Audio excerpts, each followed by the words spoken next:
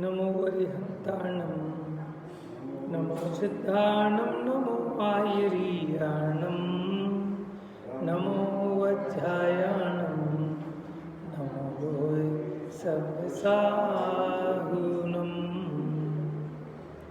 एष सुरासुरमणुसं वन्दितं धोदघायिकममलं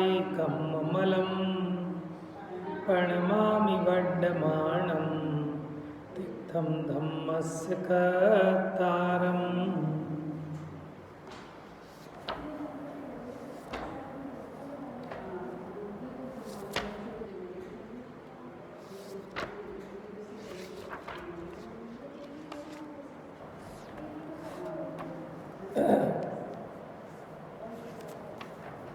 तो कल अपने 229 नंबर की गाथा प्रारंभ हुई थी कि युक्ताहार के स्वरूप का विस्तार से उपदेश करते हैं। कैसा होता है युक्ताहार, गाथा देखेंगे 421 नंबर पेज। एकम खलु तम भक्तम अपरिपुण्योद्धरम जहालद्धम चरणं भिक्षेण दिवा नरसाभिखं न मधुमंसम्।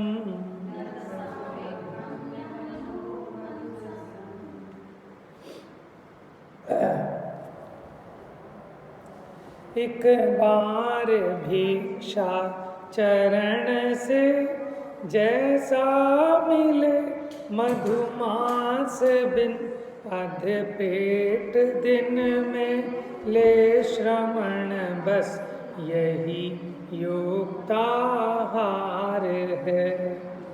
टीका देखिए, मिल गया पेज नंबर 421। खोलो, ये वाला खोल लो। एक बार आहार ही युक्ताहार है, क्योंकि उतने से ही श्रामण्य पर्याय का सहकारी कारणभूत शरीर टिका रहता है। एक से अधिक बार आहार लेना वो युक्ताहार नहीं है। ऐसा निम्न अनुसार दो प्रकार से सिद्ध होता है। नंबर 1 कि शरीर के अनुराग से ही अनेक बार आहार का सेवन किया जाता है। क्या कि शरीर के अनुराग के कारण ही ये एक से ज़्यादा बार खाता है, इसलिए अत्यंत रूप से हिंसायतन किया जाने के कारण, आत्मा में राग द्वेष भावों की उत्पत्ति ही हिंसा है ना, इसलिए कह रहे हैं हिंसायतन किया जाने के कारण ये आहार युक्त नहीं है। और नंबर 2, अनेक बार आहार का सेवन करने वाला शरीर अनुराग से सेवन करने वाला होने से वह आहार युक्त का नहीं है। युक्त माने कि जो आत्म स्वरूप में लीन है उसका ऐसा आहार नहीं है, माने वो युक्त आहार नहीं। तो पहला पॉइंट हुआ कि एक से अधिक बार आहार लेना वो युक्त आहार नहीं है। दूसरा पॉइंट, अपूर्ण उदर यानी पूरा भरपेट नहीं, अपूर्ण उदर आहार ही युक्त आहार है, क्योंकि वही प्रतिहत योग रहित है।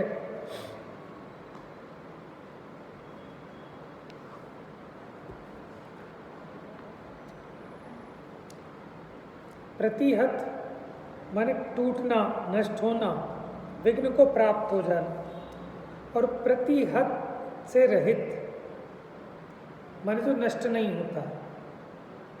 अपूर्ण उदर आहार ही युक्त आहार है, क्योंकि वही प्रतिहत योग रहित है। पूर्णोदर आहार युक्त आहार नहीं है। उसके दो कारण, एक, पूर्णोदर आहार तो प्रतिहत योग वाला होने से कथनचित हिंसायतन होता हुआ युक्त नहीं है, क्योंकि पूरा आहार कर लेने पर क्या होगा, प्रमाद आएगा, इसलिए वो प्रतिहत योग वाला है।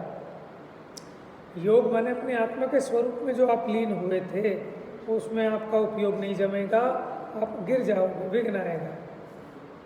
दूसरा, पूर्णोदर आहार करने वाला प्रतिहत योग वाला होने से वह आहार युक्त का आहार नहीं, युक्त के दो अर्थ कर दिए हैं। युक्त माने उपयुक्त नहीं है, उचित नहीं है, और दूसरा युक्त माने योगी का आहार नहीं है।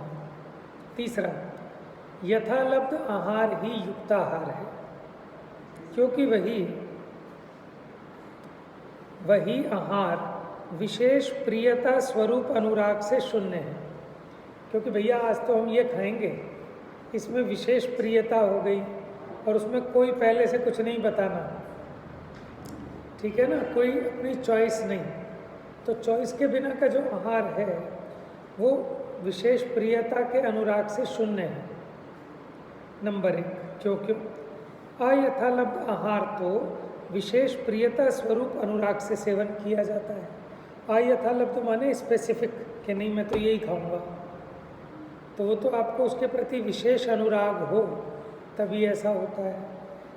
अयथालब्ध आहार का सेवन करने वाला इसलिए अत्यंत रूप से हिंसायतन किया जाने से, हिंसायतन क्यों कि रागादि भावों की उत्पत्ति वही हिंसा है परमार्थ से, तो आहार युक्त नहीं है। और अयथालब्ध आहार का सेवन करने वाला विशेष प्रियता स्वरूप अनुराग द्वारा सेवन करने वाला होने से वह आहार युक्त का नहीं है, माने योगी का नहीं है। अगला देखो, भिक्षाचरण। भिक्षाचरण से आहार ही युक्त आहार है, क्योंकि वह आरंभ शून्य है, क्योंकि आप खुद बनाओगे उसमें आरंभ हिंसा होगी। अभिक्षाचरण से जो आहार उसमें आरंभ का संभव होने से हिंसायतनपना प्रसिद्ध है, इसलिए वो आहार युक्त नहीं है। और ऐसे आहार के सेवन में अंतरंग अशुद्धि व्यक्त होने से वह आहार योगी का नहीं है। फिर कहते हैं दिन का आहार वो युक्त आहार है, क्योंकि दिन में ही सम्यक प्रकार से आप उसे शोध सकते हैं, देख सकते हैं।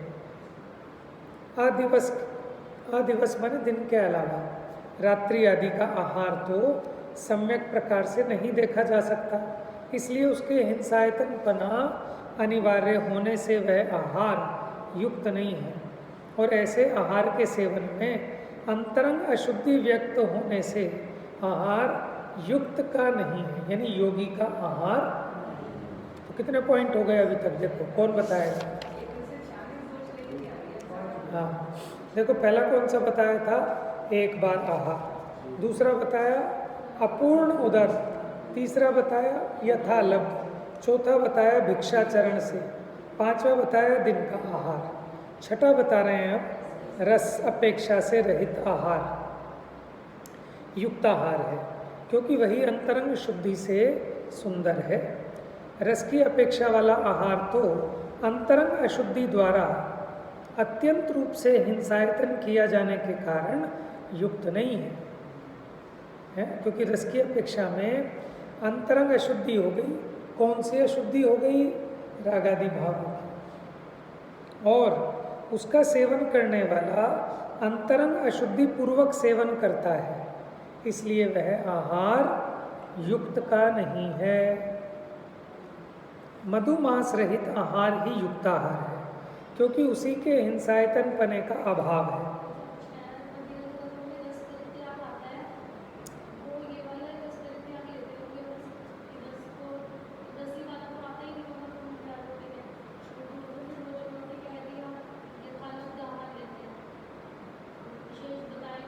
हाँ वो नियम पूर्वक।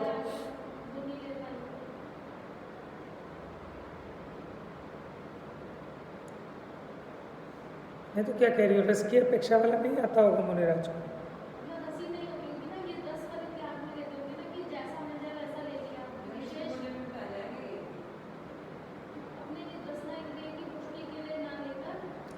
मतलब इनका कहना ये है, मान लो महाराज ने नमक का त्याग कर दिया, अब महाराज को कैसे पता चलेगा कि नमक है कि नहीं? समझ में आया ना? ये बात सही है कि मुनिराज इस प्रकार के व्रत ये गृहस्थों के होते हैं, तो वहाँ रस परित्याग का मतलब उन्हें आकांक्षा नहीं है, जैसा मिले वैसा यथालब्ध। सही बात है, इस पर और विचार करेंगे, पूछेंगे किसी से। क्योंकि अगर मुनिराज प्रतिज्ञा ले भी लेंगे ना कि मेरे नमक का त्याग है, तो उन्हें नमक दिखने से तो पता चलेगा नहीं, खुशबू से भी नहीं पता चलेगा नमक का, और फिर चखते ही अंतराय होएगा। और उसको क्या ख्वाब आ रहा है गृहस्थी को, क्योंकि वो तो अपने लिए बना रहा है, वो क्यों नमक से बिना बनाएगा, और अगर इनके लिए बनाएगा तो फिर उद्दिष्ट आहार हो जाएगा, है ना।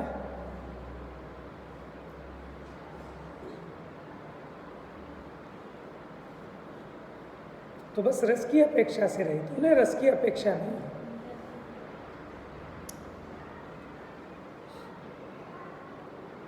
जबकि रस परित्याग जो तप का स्वरूप आता है, उसमें ये कहते हैं 1, 2 अथवा सारे रसों का त्याग करते हैं।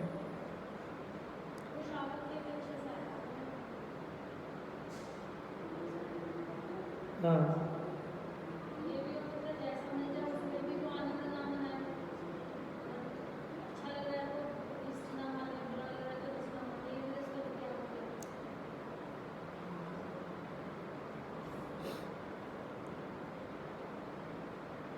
मधुमांस रहित आहार ही युक्ताहार है, क्योंकि उसी के हिंसायतन पने का अभाव है।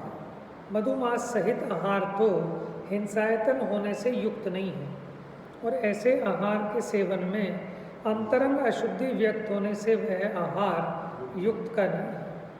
यहाँ मधुमांस हिंसायतन का उपलक्षण है, इसलिए मधुमांस रहित आहार युक्ताहार है। इस कथन से ऐसा समझना चाहिए। वो और क्या है, जो मधु और मांस है उसकी उत्पत्ति बिना हिंसा के नहीं होती, तो वह हिंसा का स्थान है। उपलक्षण मतलब कहते हैं उसके नज़दीक का साक्षात है।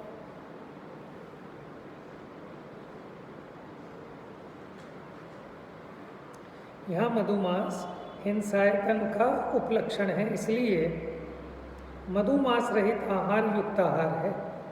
माने समस्त हिंसायतन शून्य आहार ही युक्त आहार। 2 प्रकार की हिंसा होती है, अंतरंग और आत्मा में मोह राग आदि तीव्र उत्पन्न हो जाए तो वो भी हिंसा है, और बाहर में जीवों का घात हो वो भी हिंसा है। तो इसलिए आपने चौका शुद्धि तो की कि मर्यादा का है, शुद्ध का है, लेकिन अंतरंग में आसक्ति बहुत है उसके प्रति, तो भी हिंसा हो रही है। ये भोजन की जो कौन कौन भोजन कितने कितने काल के लिए, उसकी एक ना लिस्ट उसमें भी है, रत्नकरण श्रावकाचार में भी है, और सबसे बढ़िया है बहन जी की एक बुक है भोजन शुद्धि पर, क्रिया कोश में भी। कल्पना बहन जी वाली किताब है अपने पास? नहीं तो यहाँ भी रखी देखी थी मैंने, पतली सी किताब है कल्पना बहन जी की, भोजन से रिलेटेड है वो, किस किस चीज़ खानी चाहिए, कौन सी नहीं खानी चाहिए, भक्ष पढ़ी नहीं वो? अच्छा, उन्होंने वैद्य जी ने लिखी है, क्या नाम है उनका, दीपक जी वैद्य, जैनाचार है।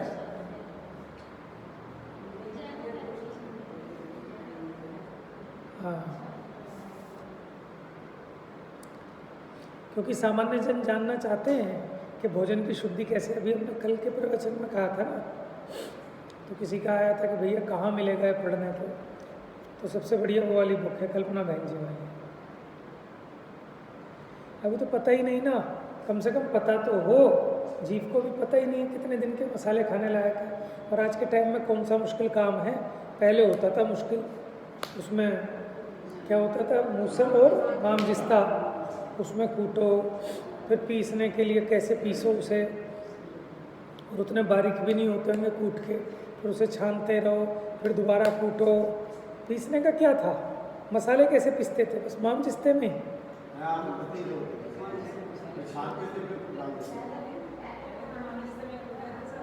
नहीं तो कुट गए, पीसते कैसे थे वो, सिलबट्टे पे तो नहीं पीसते थे, बस छान छान के लगे रहो बस उसमें। कितनी मेहनत थी।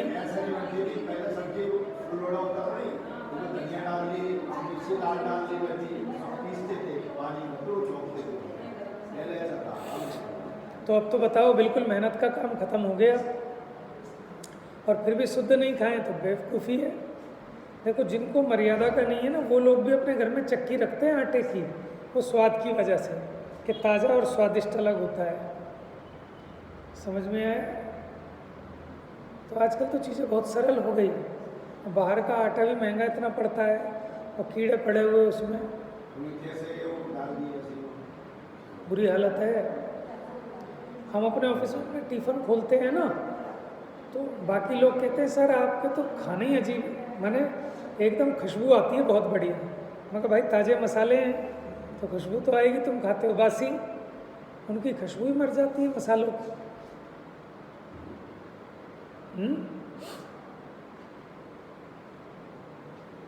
तो इसलिए उनको अपने भोजन में प्याज व्याज डालना पड़ता है। क्यों? सब चीज़ें है ही टेस्टलेस, उनके में कुछ है ही नहीं, इसलिए वो प्याज डालते हैं उसमें, प्याज और लहसुन खुशबू उठाने के लिए तड़का।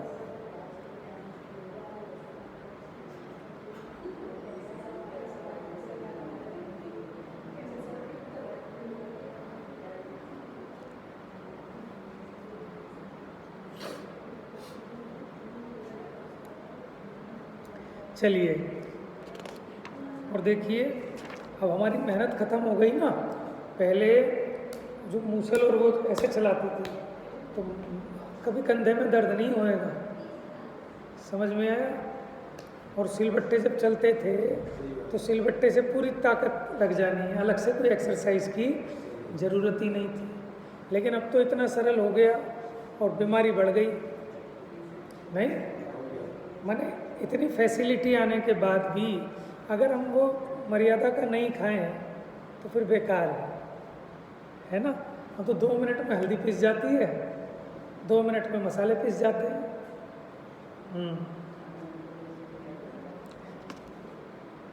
निकाल लीजिए पेज नंबर 424। अब यहाँ कहते हैं उत्सर्ग और अपवाद की मैत्री द्वारा आचरण के सुस्थित पने का उपदेश करते हैं। अब देखो बड़ी इंपॉर्टेंट बात है, एक तो है उत्सर्ग मार्ग, एक है अपवाद मार्ग। अपवाद मार्ग कब होता है? जब उत्सर्ग मार्ग पे नहीं रहा जाता तो अपवाद मार्ग है। अपवाद मार्ग भी व्रत का खंडितपना तो नहीं है, लेकिन उसमें थोड़ी सी नरमाई, थोड़ी फ्लेक्सिबिलिटी, लेकिन व्रत का घात नहीं। समझ में आया? जैसे मुनिराज सामायिक की प्रतिज्ञा ली थी तो अपने स्वरूप में ही लीन रहे, ये उत्सर्ग मार्ग है। प्रतिज्ञा भी इसी की ली थी, लेकिन नहीं रह पाते तो फिर मूल गुण आदि में प्रवर्तन करते हैं। ठीक है? तो अब ये आहार विहार निहार मूल गुणों का पालन, ये उत्सर्ग मार्ग नहीं है, ये अपवाद मार्ग है। ये कब करना? कि जब नीचे गिरे तब करना, और अगर उपयोग में लीन है तो वहाँ उसका विकल्प मत करना। तो अब कोई कहता है कि साहब अपवाद मार्ग कोई अपना ले तो भी भैया भ्रष्ट हो जाओगे, और कोई अकेले उत्सर्ग मार्ग का ही हट करे तो भी नहीं हो पाएगा, तो भी भ्रष्ट हो जाएगा। तो यहाँ ऐसी बात कहेंगे, कोई कहे कि साहब अल्प लेप होगा, अल्प बंद होगा, उसके लिए उत्सर्ग मार्ग का ही हट करे, अपवाद मार्ग को ना अपनाए तो फिर भ्रष्ट हो जाएगा, महालेप होगा। समझ में आया? और कोई खाली नरम नरम ही करना चाहे तो भी उसका गुणस्थान गिर जाएगा। तो इसलिए दोनों की मैत्री। लेकिन अब मैत्री कौन बनाए? देखो, जब अपने को तीव्र कषाय होती है ना तो हमें विवेक नहीं रहता, सही क्या है गलत क्या है। हम अपने आप को कहते हैं अरे सही तो है, कोई बात नहीं। आचार्य देव ने भी कहा है कि ज़्यादा हट नहीं करना, ज़्यादा खींच नहीं करना, तो मिल के कर लेना। या कोई एक ही एक हट पकड़ के बैठ जाए। तो इसलिए जो अपने से ज्ञानी हों, अपने से बड़े हों, गुरु हों, वो इस बात का निर्णय करेंगे कि आपको ये करना कि नहीं करना। जैसे समंतभद्राचार्य की बात आई थी तो वो तो समाधि मरण लेने को तैयार थे, लेकिन उनके गुरुजी ने कहा नहीं, तुम्हारे माध्यम से बहुत अभी तत्व का प्रचार होना है, तो तुम्हें अभी दीक्षा छेद कर अपना इसका इलाज कराओ, फिर ये काम करना। ठीक है ना? लेकिन अपनी मर्जी से नहीं, क्योंकि अपनी तो मैंने जब उधर उस प्रकार का होता है ना तो कषाय की तीव्रता होती है, तो हमें तो अपना सब कुछ ठीक लगता है। समझ में आए? अब देखिए, बालो वा बुद्धो वा समभिहदो वा पुनो गिलानो वा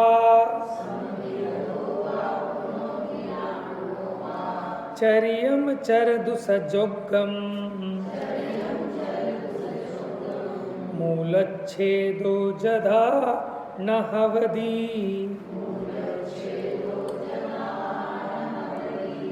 देखो क्या कह रहे हैं, बालो, चलो पद्यानुवाद भी पढ़ देते हैं इसका। पेज नंबर है आपका इसमें 446, 230 नंबर का था।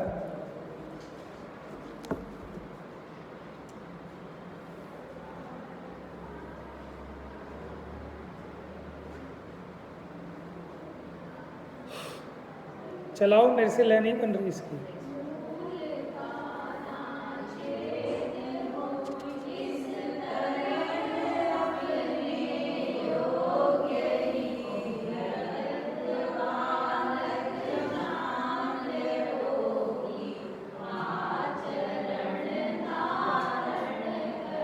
एक इसके ऊपर लिखी है ना 34 नंबर, वो पढ़ो। मेरे को लग रहा है उसमें अक्षर कम बढ़ती है।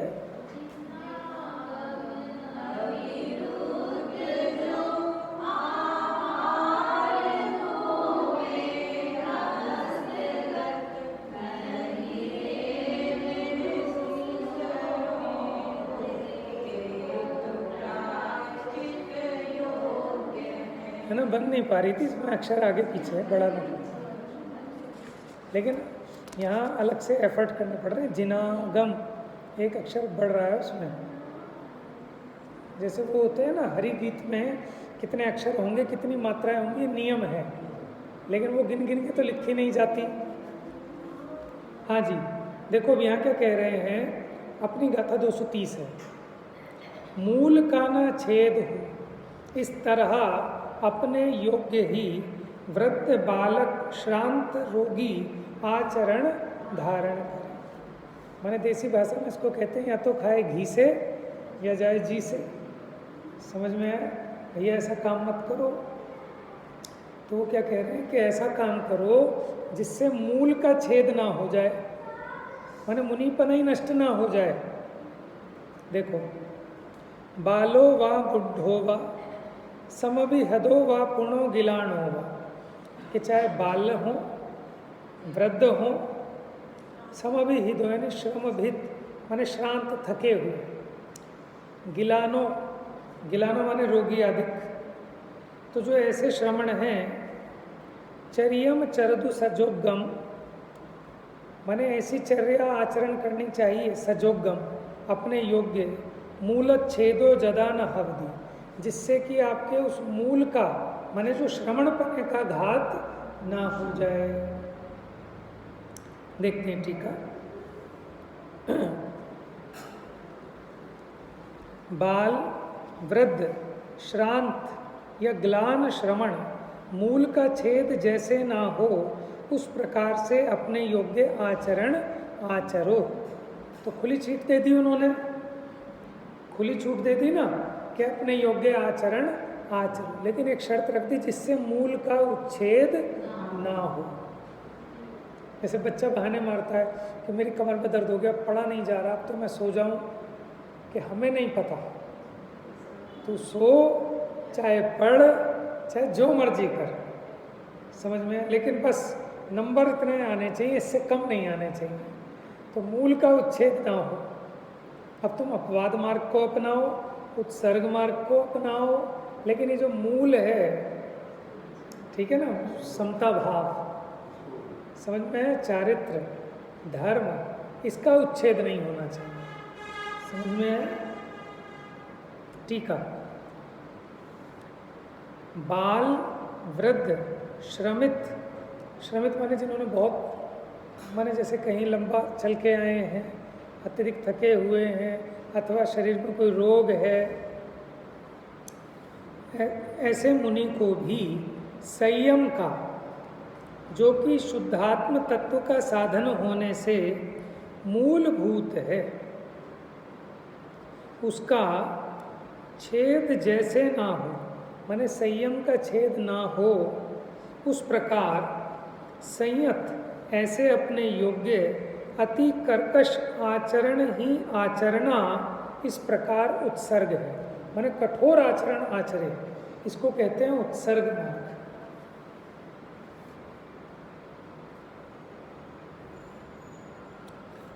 ठीक है, उसमें भी मूल का छेद तो नहीं होता, लेकिन अति कठोर आचरण, जैसे हम वो कहते हैं ना कि वर्षा ऋतु में पेड़ के नीचे, शीत ऋतु में दरिया के किनारे, तो ये उत्सर्ग है, ये सब पे नहीं लगाना। समझ में है? वो उत्कृष्टता की अपेक्षा कहा कि जो वज्र वृषभ नाराज सहनन वाले हैं, इसका मतलब हम कहें बारिश हो रही है, ये तो खड़े नहीं है पेड़ के नीचे, सर्दी में तो दरिया के किनारे है ही नहीं, लेकिन उससे कोई आपत्ति नहीं है। वो तो उत्कृष्टता की अपेक्षा है, जिनका सहनन इतना है, जिनकी शक्ति इतनी है, जिनका उत्साह बहुत अधिक है।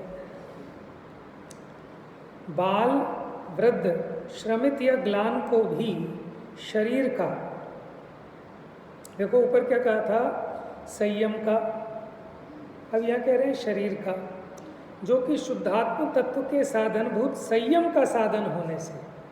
क्या कहा शरीर को? पहले संयम को कहा था कि वो शुद्धात्मा का शुद्धोपयोग का ही स्वरूप है, एक तरह से उसका साधन कह लो, लेकिन अब उस संयम का भी साधन है ये शरीर।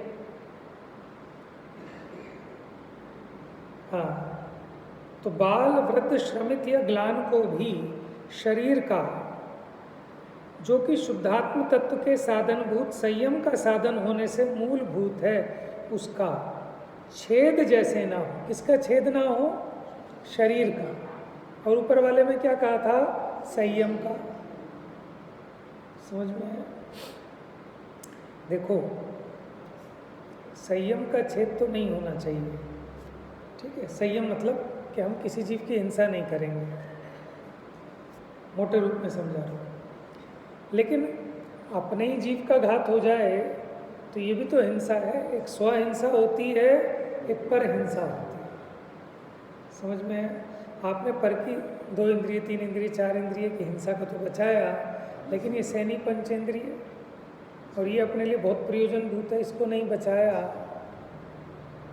तो भी मतलब सही उपदेश को नहीं समझा। लेकिन इसको बचाने की आड़ में दुनिया भर के जीव मारते चले गए, तो ये भी स्वच्छंदता है, उपदेश का सही अभिप्राय नहीं समझा। समझ में है? तो इसका निर्णय लेने में बड़ी सावधानी चाहिए। देखो, तो ऐसे उस शरीर का जैसे छेद ना हो, उस प्रकार बाल, वृद्ध, श्रांत, ग्लान को अपने योग्य मृदु आचरण ही आचरणा इस प्रकार अपवाद है। देखो यहाँ कौन कौन को रखा कि जो थोड़े कमजोर हो सकते हैं, जैसे बाल, वृद्ध, श्रांत और ग्लान, जो युवा हैं उनके लिए नहीं बात कही। समझना कि जहाँ जरूरत हो सकती है।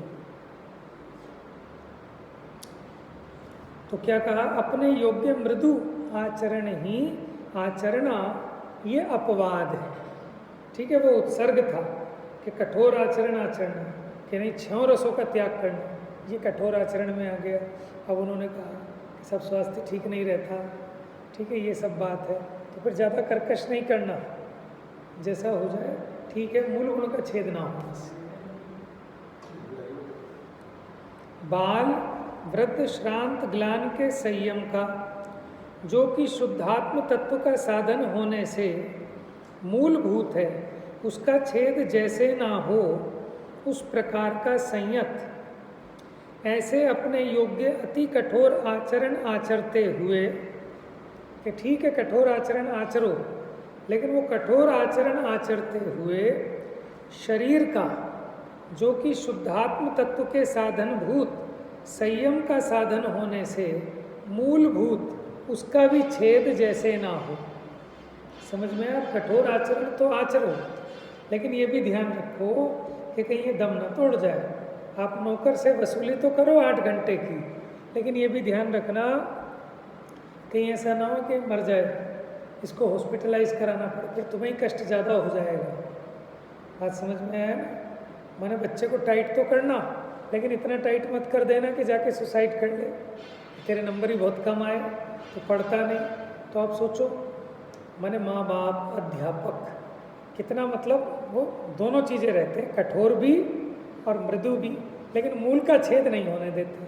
वो कहते हैं ना, अंदर हाथ डाल के बाहर से चोट करता है। क्या दोहा है ना, गुरु और कुम्हार का।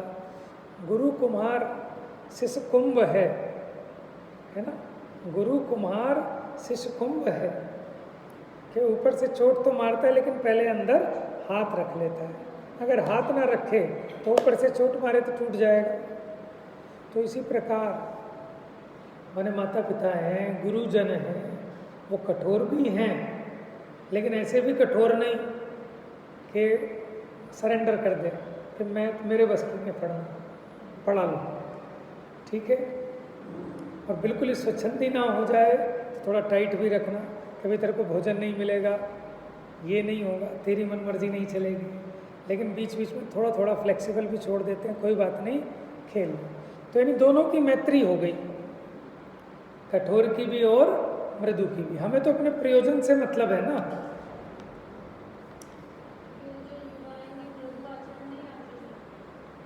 देखो, अभी कथन तो उसकी मुख्यता से है कि जिसको कुछ परेशानी हो, यानी आजकल के जवान भी क्या है, चक्कर खा के गिर रहा है 30 साल का आदमी, तो काहे का जवान है।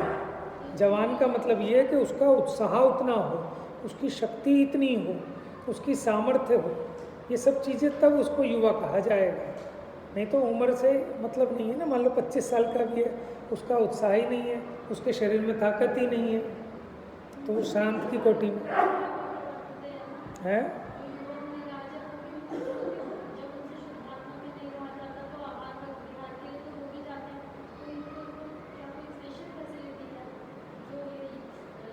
वो तो मैंने उदाहरण दिया उसका,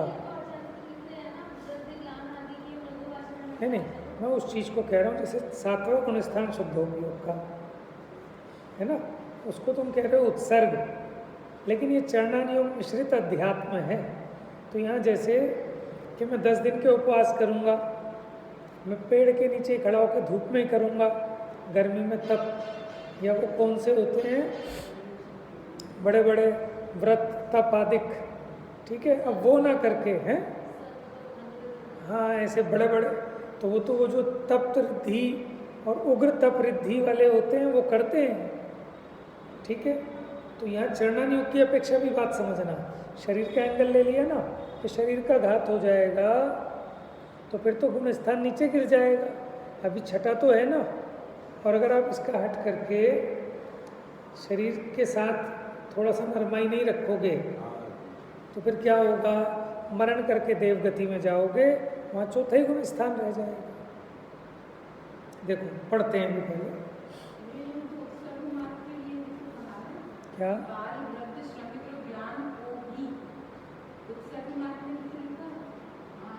हाँ तो पहले नहीं, वो तो सभी के लिए है। पहले तो इन्होंने बताया, सही कह रही हैं दीदी, पहले तो इन्होंने 2 पैराग्राफ में उत्सर्ग क्या है और अपवाद क्या है ये समझा दिया। अब तीसरे पैराग्राफ में बता रहे हैं बाल वृद्ध श्रांत ग्लान के संयम का छेद जैसे ना हो उस प्रकार का संयत, ऐसे अपने योग्य अति कठोर आचरण आचरते हुए। उसको भी कहा है, उसको भी मना ही नहीं है, उसको भी कहा है अति कठोर आचरण आचरते हुए, माने दोनों की मैत्री बिठानी है उसने। फिर क्या कह रहे हैं,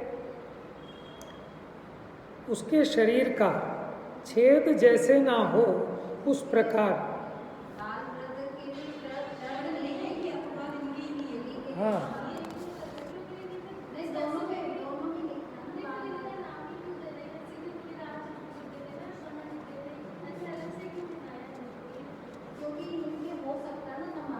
हाँ, बस इस अपेक्षा बात है, क्योंकि पॉसिबिलिटी यही होगी होने।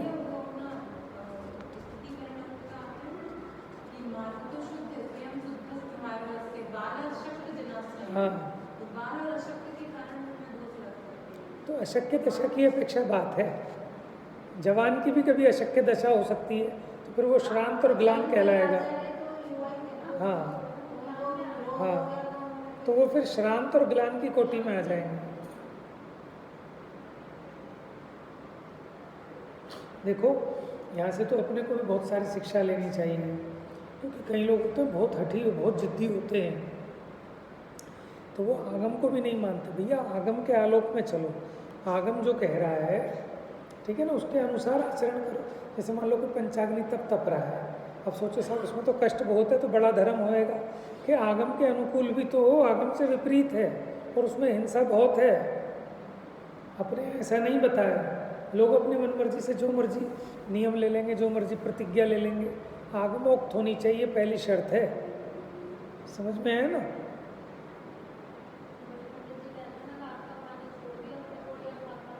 हाँ सही बात है। जिसने रात का पानी छोड़ना हो, वैसे तो सही बताऊं, जो सही तरीके से रात्रि भोजन का त्यागी है ना, उसको प्यास नहीं लगेगी। देखो उसको भोजन करना पड़ेगा 3-3:30 बजे, तब वो 4:30 बजे पानी से निपटेगा, और उसके बर्तन भी निमट जाने चाहिए पहले ही। कब? आपको जो सूर्य अस्त दिखता है ना, एक्चुअल में अंतर मुहूर्त पहले छिप जाता है, वो तो मरीचिका है, उसकी रिफ्लेक्शन है। हाँ, और हमारे आचार्य के कोई इतने बड़े साइंटिस्ट थे, उन्होंने पहले लिख दिया अंतर मुहूर्त पहले, और साइंस भी इस बात को सिद्ध करता है कि वो छिप तो पहले ही गया है, अभी उसकी रिफ्लेक्शन अंतर मुहूर्त बाद जाती है। हाँ, तो जैसे मान लो क्या कहते हैं लोग, रात कितने बजे होती है? 5:30। एक्चुअल में जैनियों की रात तो 4:30 हो जाती है। और खाली खाना नहीं, आपकी रसोई के बर्तन भी निमट जाने चाहिए। समझ में आया? ठीक है ना? ये तो मान लो कोई ऐसा हो भी तो नियम इस तरह से भी दिला देते हैं कि चलो कोई बात नहीं, 6 बजे के बाद मत खाना, अच्छा चलो 7 बजे के बाद मत खाना, अच्छा चलो 8 बजे के बाद मत खाना। लेकिन ये कोई संयम नहीं है, ये रात्रि भोजन त्याग नहीं है, ये तो बस ना से हाँ वाली बात है कि किसी तरह थोड़ा करके मार्ग में आए तो, है ना। अब ये जो छूट है कि अच्छा चलो अनाज मत खाना, पानी पी लेना, तो कोई रात्रि भोजन का त्यागी थोड़ी है। कहीं आगम में ऐसी छूट थोड़ी है कि फल खा लेना, अनाज नहीं खाना, ऐसी कोई छूट नहीं है। समझ में आया? क्योंकि रात्रि भोजन का त्यागी तो वही कहलाएगा जिसके चारों प्रकार के आहार का त्याग होगा और अंतर मुहूर्त पहले निमट जाएगा। उसके साल में 6 महीना उपवास का फल है उसका। हाँ हाँ हाँ, तो छेद जैसे ना हो उस प्रकार बाल, वृद्ध, श्रांत, ग्लान ऐसे अपने योग्य मृदु आचरण भी आचरना, इस प्रकार अपवाद सापेक्ष उत्सर्ग है। अब अगले पैराग्राफ में बताएंगे उत्सर्ग सापेक्ष अपवाद है, कि खाली अपवाद की लेके बैठ जाओ कि नहीं उत्सर्ग मार्ग पे भी चलो, और कोई उत्सर्ग की हट न करे तो अपवाद भी साथ लेके चले। तो ऐसे दोनों की मैत्री बताएंगे इसमें।